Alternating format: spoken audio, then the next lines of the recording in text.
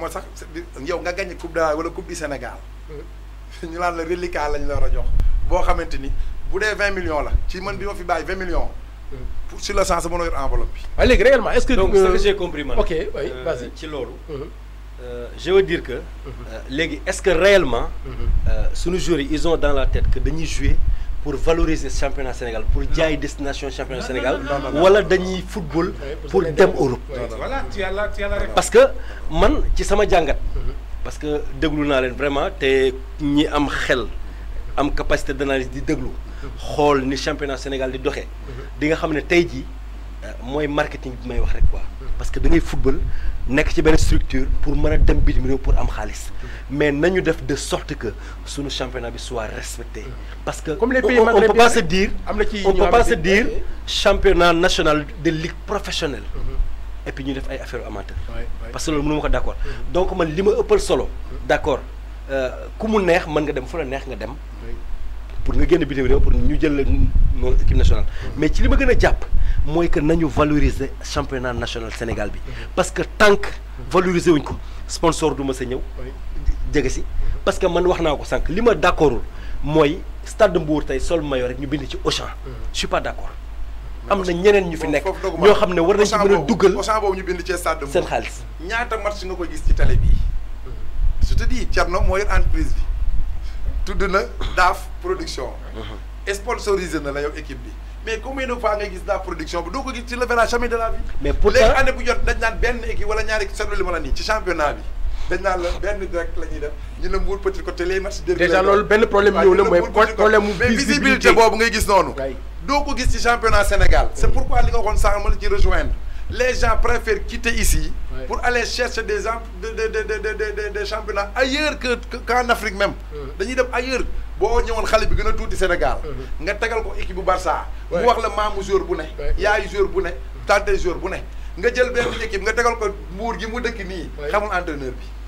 mais tey jii pour nga dox ba gis supposons moo permettre léegi ñi waroon sponsoriser équipe bi dem toogi ne la. fédération parce que boo defee sa xaalis aussi itam kenn du ko gis kenn du ñëw stade te kenn du ko wane ci télé bi kenn mën ko seetaan. en fait c'est ça c'est-à-dire que pour les joueurs. le championnat national c'est un tremplin. un tremplin pour partir. c'est-à-dire que les joueurs ne jouent pas. pour la visibilité la renommée. ou bien l'amour du championnat national non. Je joue pour taper dans l'œil de quelqu'un, pour être vu par quelqu'un, et demain je m'en vais. Mais effectivement. Je vais te donner une chose. On a joué 26 journées de championnat en deuxième division. Le meilleur buteur, tu sais combien de buts il a 7. 26 journées. Et gis nga kooku am 7 buts yooyu. Demain, tu l'entendras au Liban, en Égypte. C'est-à-dire que léegi booy yoon boobu la ñuy jaar c'est le circuit. da ngay jógee Sénégal avec le Maroc y a pas de visa. donc tu vas au Maroc. tu essaies de taper dans l'œil d'un dirigeant. soo fa demee nga réinter tu fais au moins une bonne saison. un club de national en France vient te chercher wala de 4e division. ñu ñëw jël si la nga dem.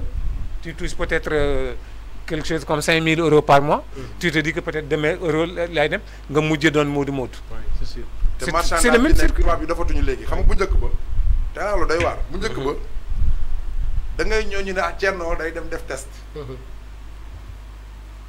nga dem ñu ne c'est un bon jour tubaab yi fay seen xaalis nga dem fekk Thierno puupa la xamul daal tubaab bi léegi dañ naan la test bi c'est pour 6 mois c'est pour 3 mois c'est pour 4 mois duñ ci dugal franc léegi booy boobu dem na yeneen jours yi nekk fii ñu ngi rêvé naan kooku mu ngi dem da ngay jékki-jékki mu fekkaat la fii toog kooku c'est fini pour lui. C'est pourquoi dama doon stade de Mbour les joueurs qui sont fins. ñi ma ko doon wax les joueurs qui sont fins mooy ñi nga xam ne bëgg génn pour dem peut-être ñooñu ngay am pour ñu football le championnat bu baax. te ñooñu mooy li nga wax ni day dellu si ci ni naa toj championnat bi pour mën a génn dem si beneen bi mooy vautours yi nekk ci ginnaaw football bi ñoom ñooy topp football bi léegi booy joueur boo ci gis mu ngi naan la day ut caméramanam pour mu koy caméra mu koy filmer ab Thierno Sam wala ab Mbaye Jordan Yezar yooyu benn mot pour mu topp ko de Saint-Louis à Dakar pour mu am ay images yoo xam ni mën na ko exposer yoo xamante ni moom fan la koy soxlaa da koy envoyer partout un peu partout dans le monde pour ñuy xool dégg nga wax bi ba moo tax suñu équipe nationale bi am na erreur yoo xam ci ay joueurs yoo xam ne ay seen image rek la ñu joxoon fii ñuy reprise di tëdd ko dóor ay dakku ñaag yoo xam ne leen dañ ñu cee nax sax loolu dañ ñu cee nax ci suñu football loolu nag ba léegi mooy amaat booy day jël yónnee bu ko defee comme li Thierno wax am na bitigu mbagg am na grossiste am na jaaykatu caaf am na ci football bi bu ko defee nag jour boobu fii jógee bu dalee ci jaay caaf xayrun bu dalee ci kuy grossiste xayrun mais pour nga doon un professionnel pur et dur comme ni Sadio Mané jaar ay génération dem seen yoon wala ay Kara dem seen yoon ak yooyu pour nga gisaal ko suñu championnat bi c'est très dur te Thierno joueurs yi ngay gis ci championnat bii joueurs yi ngay gis ci championnat bii dama naan ndax ñii joueur premier Ligue 1 lañu man nga ñu ma mënoo leen a jiwaat léegi joueur nawetaan mais pël dogguma la foofu mais ma ne tey ji championnat Sénégal laa wax jour boo fi fëggoon 3 heures du matin ne ko lan mooy sa rêve lan la lay wax dem rek waaw mais parce que loolu mënuñu ko dindi ci championnat Sénégal mais nañu fexe de sorte que am aussi ñoo xam ne seen conscience li ci nekk mooy valoriser championnat national c'est une chose extrêmement importante loolu moom mooy solo si waxtaan bi sax mooy société bi ñuy woowee dañ naan léegi lu professionnel kon da nga naan équipe bi ay SA lañ ay société ndax tey jii bon dañuy wax moo ci remplir sax carnet bu mën a teg nit ñi ne kii SA la remplir li tax ñu wax ne dañuy professionnel léegi état bi defuñu jour ba la fee jógee impôt dinañ signé kayit goo xam ñoom xam nañ mais bëgguma cee dugg dañ lay am kayit boo xam ne da lay wóor bu jour bi jaree 50 millions pour jour boobu mën a dem quittance boobu lay àndal pour ñu mën koo joxe fële Thierno dina xam li may wax inchallah macha allah ça veut dire que état bi tamit fi ñu bëgg a tirer ñoom dañuy poser les problèmes pour que bu ñu demee ba ci jeexital émission bi dootul sori sax ñu mën a ut ay solution Abdou Aziz da nga jot a déggagul fii ginnaaw chronique doyen DAF bi ban jàngat nga ci am championnat bi donte yaa ngi ko doon suivre ak surtout nag ci Mbour instabilité bi am toujours bon si Mbour boo xoolee li ngeen wax yëpp dëgg la mais gis nga jour dafa am loo xamante ni moom moo ko mën a motiver jour bi nga xam ne moo nekk si benn club muy si département bi muy ayoo tey bu dee football te amul loo xamante motivation boo xam ne mën na ko faa téye tey amul tamit temps de jeu boo xam ne mën na ko faa téye loolu day jafe joueurs yi mën a toog loolu mooy waral peut-être ñu ànd ak yenn caméraman yi di wut ay image yoo xamante ni image rafet la ngir mën a jaay seen bopp côté boobu noonu nag yaakaar naa ne waa fédération sénégalaise de football ñoo war a xar seen tànk tubéy foofu noonu ba mën a téye gaay bu ñëwee si wàllum sponsor bi aussi loolu pour sponsor yi ñëw faaw équipe bi moo am mbooloo moo xamante ni ñoo nekk si ginnaawam di ko seetaan parce que tamit ku fi nekk sa image bala boo bëggee sa image gar day fekk yow fa nga koy joxe foofu noonu nit ñu teew ah sëñ Fall ne woon rëbb fa coow la nekk waa ji daa ñëw ni ko dama bëgg nga ñaanal ma jarle voilà mun ko jaayal lu baax di ko jaayee lu yomb ba pare di ko jaayee fa nit ñi nekk waaw loolu aussi waaw côté boobu balaa moo ñëw aussi day fekk nga am stade xam nga tamit mënoo di football si benn pos boo xamante ne nii bon foofu booy publicité sax xëy na affaire bi visibilité bi mu war a am du ko am nit ñi duñ ñëw stade te télé bi du ko génne voilà entreprise bi ci defee xaalisam pour lan la loolu dafa bëri moo tax football bi moom màggat mu feebar la fépp la quoi ndaxte boo xoolee si wàllu média bi aussi foofu war nañ fee war nañoo gën a liggéeyaat côté boobu noonu parce que football bi c'est rare ngay gis benn match boo xam ne dinañ ko teg en direct léegi nag ñun xam nga soo xoolee structure bon télévision bi promo média la tudd comme li ñu koy waxee pël daf ma koy tere damay wax ni que dëkkuma Mbour juddoo ma Mbour mais mën naa ni que Mbour laay représenté moo tax soo xoolee émission bi des mots et des mots avec Didier Mo Mbour et les Mbourois thème bi ñu jël tey jii mooy le football mbourois ak bonne solution pare nañ pour tàllal loxo képp ku yore équipe moo xam première division la wala deuxième division la comme que ñi ngi bëgg pare pour ñu couvrir le département dinañ jéem a def tout ba ñu mën a am partenariat bu ñu am ak club bu ko bëgg ngir ñu mën a fexe ba sa début championnat ba ni championnat bi di jeexee lépp loo def muy fii ak soo génnee dëkk bi nañ ko mën a gis su boobaa dina mën a favoriser les sponsors ñu mën a pare pour ñëw en tout cas pare nañ pour tàllal loxo képp kuy équipe Mbour ngir ñu mën leen a gunge ci côté visibilité bi nga doon wax Abdou Aziz. voilà côté boobu noonu faaw ñu gën fee taxaw gën a liggéeyaat du fii kese mais yeneen médias yi aussi. foofu nañ ci doxal baax mais day fekk nag ña nekk sa kaw muy fédération bi am loo xamante ni faaw mu bokkal ko aussi yenn médias yi côté boobu noonu. côté boobu ñoom faaw ñu gën faa góorgóorlu affaire bi daal bu ñu ko tënkee yëpp. problème mu xaalis la. xaalis moo tax joueurs yi jaayante ngir dem.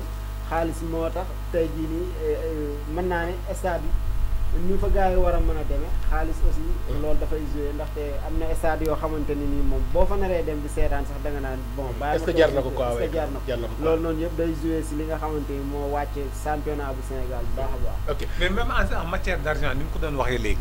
moi je l'ai dit à la fédération. nee naa leen yéen seen xaalis suñu leen ne waxee xaalis rek vous regardez la France vous regardez l'Angleterre vous regardez la Belgique les pays européens. Mais l'argent du football, il n'est plus en Europe. Il n'est plus en Europe. Mais tout va bien fini de me dire mais allez là-bas directement. Ok, boy dem mak nga dajé ak yonent bi xana war nga mëna delu nga dem ñibi. Non, c'est pas compliqué, c'est-à-dire que c'est une question d'organisation et de carnet d'adresse. Tu sais que les Saoudiens ils nagent sur du pétrole. C'est-à-dire qu'ils regarde leur club. Ils jouent dans des stades où il n'y a pas 25 personnes. C'est le jour de lundi. Des millions. Mais pourquoi le Sénégal aujourd'hui n'investirait pas l'Asie, par exemple la Chine? Pourquoi pas l'Arabie Saoudite? Pourquoi pas le Qatar? Pourquoi pas?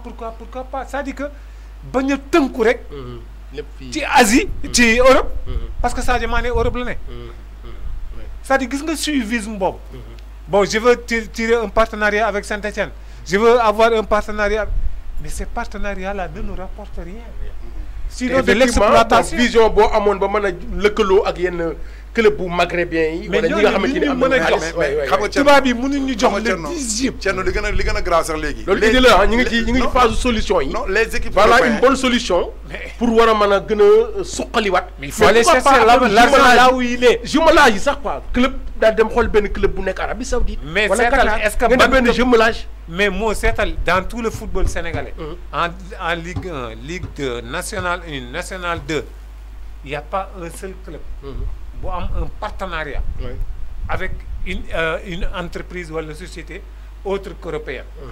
Benen bi fédération ci bopam signé won nañu ben contrat avec un truc qu'on appelle Star Times. Le truc a mal fonctionné à cause d'un chevauchement avec Excaf. N'est-ce pas? Mais si l'affaire a chevauché avec il y a eu des problèmes avec Excaf, mais il ne faut pas chercher le conflit. Nit ki bo xamé yow ya ko togn da ngay sét no djubo ak mom. Excaf a le monopole. La justice dit que Excaf a le monopole. Maintenant il faut trouver le moyen comment s'arranger avec Excaf. Excaf bañ ci am ben problème. Yeen ngeen bañ ci am ben problème et ça vous permet de diffuser également vos matchs. Star Times day am visibilité bu mu ci bëgg. Xeyna ko Excaf da ci tirer les moyens qu'il cherche. Mais laisser la situation pourrir comme ça, finalement les matchs ne sont pas diffusés. Parce qu'on te dit que la communication, elle n'a pas de prix, mais elle a un coût. Et un coût qu'il faut obligatoirement payer pour avoir la bonne communication.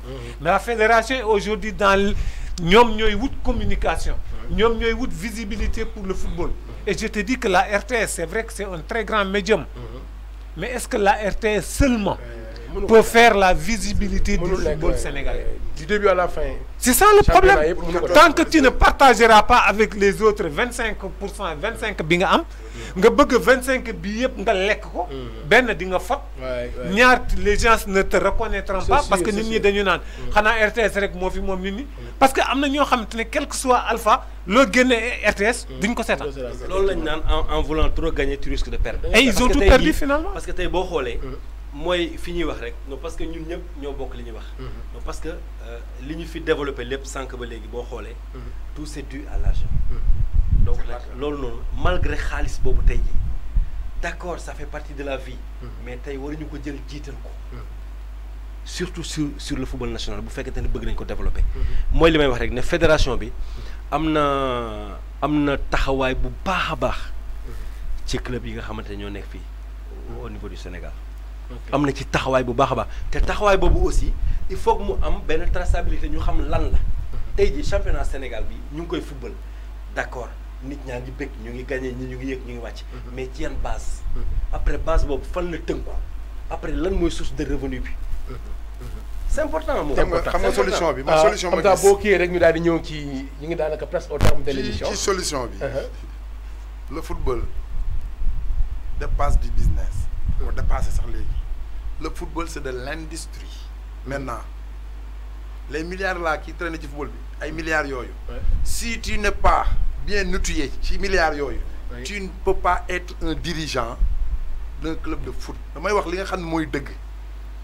Parce que quand l'équipe qui wax ni yeux bo démé ci sous raison bi fi rek ay milliardaires ñoy tenir équipe yi pour ñu dund la wax parce que xam nañ légui football bi milliards yi pour nga accéder ci c'est comme de l'or c'est comme du diamant ci souf da nga ko wara gas pour jëli ko fa légui nak yow amoko mënoko comme ñun Mbour ni ñi def on ne fait que demander soit le maire soit le président soit le politicien soit le bonne volonté tout le temps on cotise tout le temps OK mënatul yor footballu Sénégal mënu ko yoré taf yëngal quoi taf yëngal boobu mënatu koo yor c'est fini man moo tax football man dama cee xaw a parce que dama naan tu perds ton temps ça te crée nga nekk mais pël bu ñëpp defee comme yow kon non boo demoo loolu mooy parce que aussi système ba ngay defi mooy danaa xooli fan laa mën a jaar pour football sax mën war ma mën a yore match ci waxin laa wax quoi par exemple képp ku ci jógati pour dugg ci da ngay dugg ci loo xamante na am na la amal njëriñ ci waxin mais footballu Sénégal dina rey président yi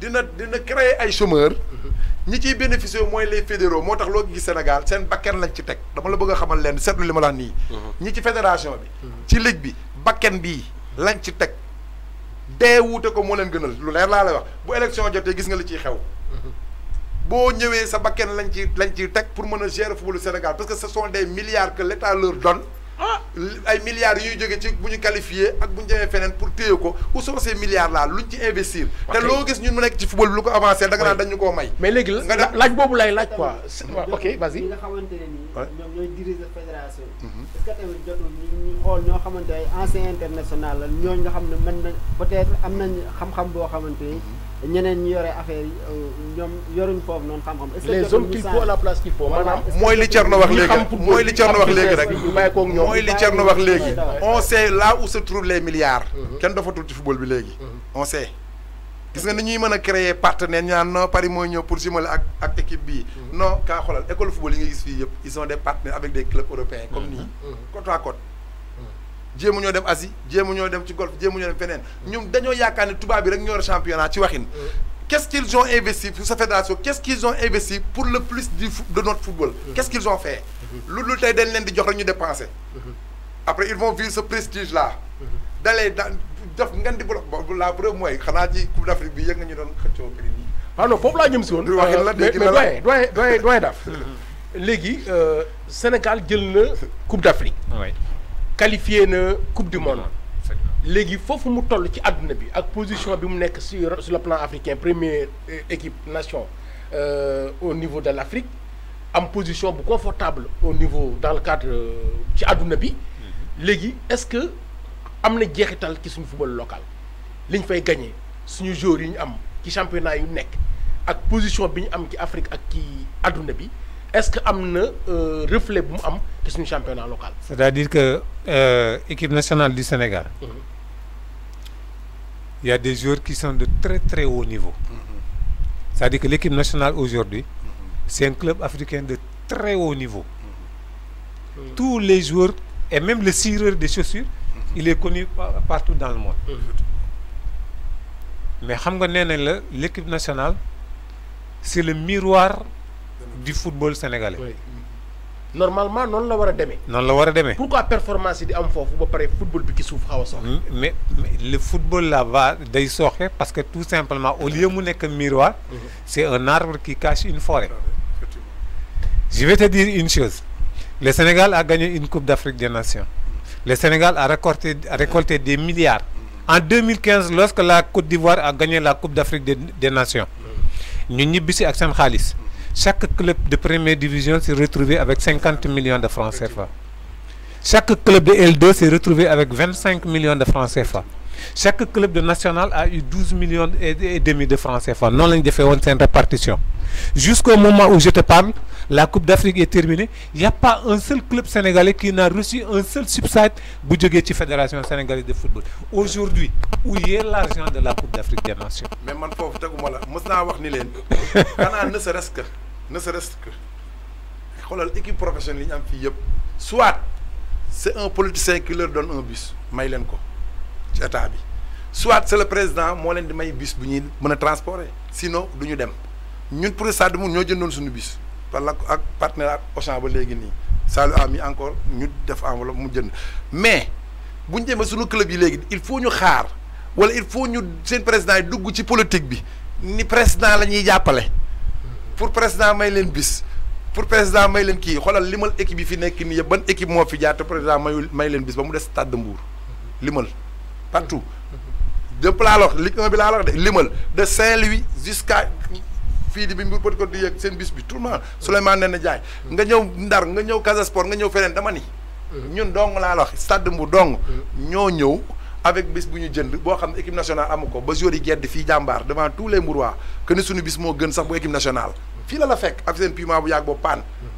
xam nga yooyu ngay gis noonu bu dee nag ñoom ñooy suñu miroir mooy li Thierno wax c'est l'arbre qui cache la forêt. C'est extraordinaire. C'est-à-dire là où je vais terminer, c'est comme je te disais, la seule solution qui vaille aujourd'hui à mon niveau, c'est à l'État lui-même de prendre le football en charge, de déléguer les pouvoirs à la fédération. C'est ce qui se passe actuellement. Et la fédération délègue aux ligues et elle supervise les clubs. Maintenant, pour développer le football, c'est-à-dire que fédération, État dafay jox fédération xaalis Mbour, il y a Mbour Petite Côte, il y a toutes les équipes. Attention, pour les équipes de première division, le président de la Ligue Paul Wade, voilà 150 millions pour les 2 clubs de première division. Voilà 100 millions pour les 2 clubs de deuxième division. Mu defal le reçu, c'est-à-dire décharge. Attention, à la fin de l'année, d'abord, vous ne pouvez rien faire qui n'ait de traçabilité. Et il y a une traçabilité officielle parce que le commissaire des comptes, c'est l'État qui l'envoie pour superviser son argent. Et après chaque année, impérativement, vous convoquez une assemblée générale où un bilan financier et un bilan administratif est fait. Ce qui, l'État, c'est le bilan financier. Khalis, bon, nous disons, l'île, tel joueur gagne, tel match, on a joué tel match. Match bu nek dépassé nañ di en termes de lii l'État voit que en tout cas joxoon naa leen 150 millions ils ont dépensé 50 millions donc il me reste mon devoir jusque là 100 millions les salaires des joueurs tout a été payé je ne dois rien à un joueur mais un joueur qui touche 2 millions au Sénégal tu crois qu'il ira au Maroc? Jamais. Non, c'est vrai. li Moses di jooy depuis boobu ak léegi. Mais il n'ira pas au Maroc. bu fekkee ni que jour mi ngi dem bay fayeeku 1 million 1 million 500 2 millions. mu wóor ko ne déjà gestu di gis yaay dans l'avenir mën na tabax këram. mais c'est sûr. wóor na ko ne mën na jënd otom suba di génn. c'est sûr di dem di yëgal mag devant les filles. mais demain il ne va pas aller au Maroc. il ne va pas aller en Afrique. mais Thierno bi gën a metti sax beneen patron excuse-moi Pël moo jógee fële en Europe. oui fekk si ko ba fii. effectivement signé avec moom un contrat en bonne et due forme. Et s'il ne vient pas aussi, le joueur ne se plaint pas. C'est comme ça une organisation de football. Mais malheureusement, sur le président, ils n'ont pas intérêt à ce que ça soit organisé. Organisation arrangée ou les non. Décidément. Parce que foofu li nga wax nii c'est extraordinaire kaa wax la xam nga fu leen organiser fan la leen kaa wax la c'est extraordinaire. Organisation bi arrangée même les joueurs ne sont même pas bancarisés. Tu les payes en liquide comme ça. Non. À la main. Et puis on parle de championnat boo duggee ci club yi yu bëri laa la wax nii à la main. ci mbedd mi ca poto lampe ya ca ruq ya ca restaurant ya doon nii xaalis à la main. danger bi yooyu ngay gis yooyu mooy ni Thierno di wax nii rek si c'était bien organisé. danger bi bëgguñu lu leer. dëgg la bëgguñu mu leer. daanaka waaw pour ñu mën a tëj waaw. Moses mooy foofu nga mooy point bi may wax rek. man je reste dans ma position. donc sama xalaat. mooy championnat Sénégal dox comme ni ñuy doxee di sol maillot Real. maillot Barça. maillot Milan AC di ko doxantoo que ñuy ñu am fierté boobu di doxantoo mooy Stade de Mbour wala mooy MPC mais à chaque fois boo gisee mooy MPC wala mooy Stade de Mbour yaa ngi ko gis jour de match après le match sumi nga ko rangé nga ko fóot nga ko denc nga ko xaaraat match ñëw donc loolu yëpp dafa am na lu ko waral mooy li sama grand Thierno di wax léegi nii mooy tant que valoriser wuñu sunu championnat bi jox ko gëddëm joueur bi lan la bëgg bon nit ki de jóge na jàmbaar dem na Europe ñëw na mu ngi dawal otoom dimbali na yaayam ñu teral na ay waajuram mais bu dee yaa ngi fii yaa ngi koy def. man quoi t'as pas besoin d'y aller. t'as pas besoin d'y aller. donc loolu li koy waral nag mooy lan mooy point bi nga wax léegi nii ne retombée coupe d'Afrique bi. waroon na impacter ci yenn. sur les clubs. sur les clubs. non parce que jusqu'à présent man déggu toqul sama nopp. ne am na club boo xamante ne tey recevoir na temps. tey malgré tout jusqu'au moment où tu parles amagul. voilà donc loolu aussi noonu dafa am na lu ko waral c'est des failles yoo xamante ni xaw ma ku leen ko digal xaw ma peut-être ñoom seen gestion. moo demee noonu mais en tout cas bëgguñu mu leer. en tout cas comme bëgguñu mu leer comme bëgguñu mu leer ñun suñu kàddu la ñu yore rek. ak suñu xalaat ak suñu capacité d'analyse noo di wax. mais coupe d'Afrique ku ko jël. ba pare qualifié coupe du monde. xam nañ ne am na ay retombées. mais retombées yooyu joueurs yi tey jii mën naa ne sax. genn wàll gi soxla wuñ ko. ndax ñu ngi def ci seen dëkk loo xamante ne tey jii parce que gis naa tey jii ñu ngi fiy jox ay terrain. ci kii bi ñu joxewaat ko. gis naa ko malgré que ñoom ñoo ko moom en tant que professionnel. non parce que du lu ñu soxla fii non parce que dunduñu fii évolué wuñu fii. seen drapeau moo di andi mooy tax ñu ñëw di football. donc loolu nag li si gën a am solo. mooy nañu bàyyi xel suñu championnat national. parce que Ablaye Diaw doon na ko wax. équipe nationale su club yi baaxee. équipe nationale ba day dëgër. waaw base très rapidement. parce que gis nga affaire bi am ñi nga xam ne ñoo nekk si ginnaaw dirigeants yi ñoom aussi am nañ si part de responsabilité. lu tax ñu am ko si mooy tey ab jour mënoo ne da nga kaa jële fee ñëw di ko football loo yoreel ko ay joueurs yi boo xoolee seen salaire day tardé bu baax a baax mën naa tardé sax ba 3 mois. te benn match la ñuy am tey jii mën nañoo am supposons rek ñaari dernier match yi mu am défaite. beneen match yi mu ñëw.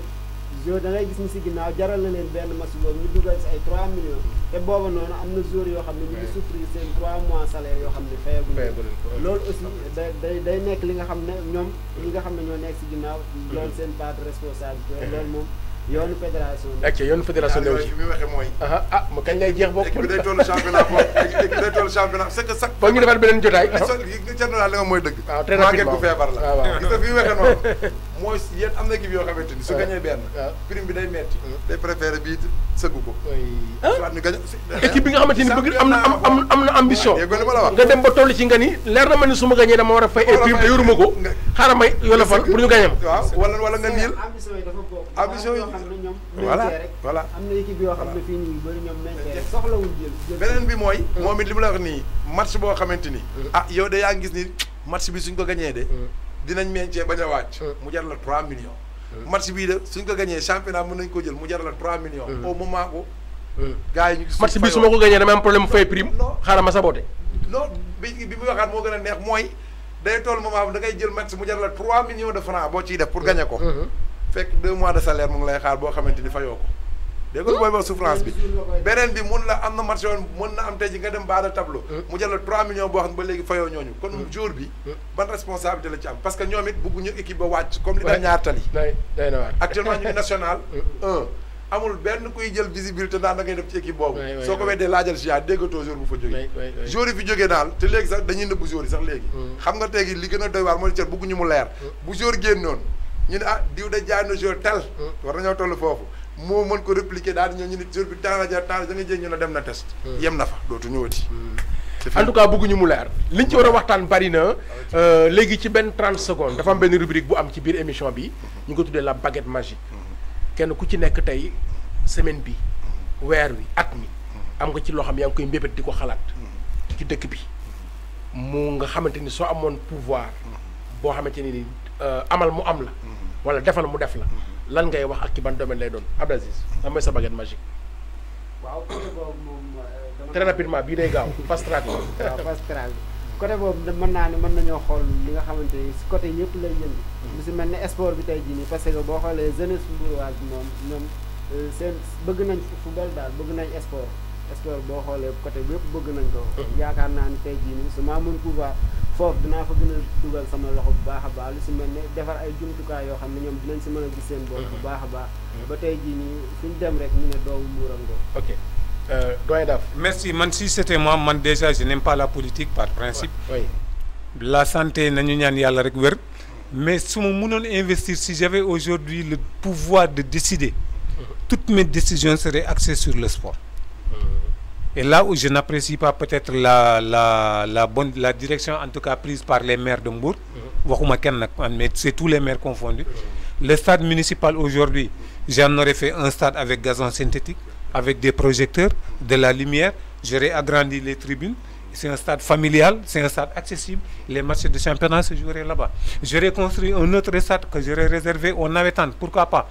J'aurais construit un dojo parce que Mbour, avec l'immobilier engrangé en judo, avec les grands, Nyom Atouman Gueye, Nyom Sadi Cobra, Nyom Kidjouf, Khalifa, il y a tellement de maîtres qui sont en Mbour. Aujourd'hui, il n'y a même pas un seul dojo de judo ou de karaté en Mbour. Il n'y a pas un terrain de volleyball en Mbour.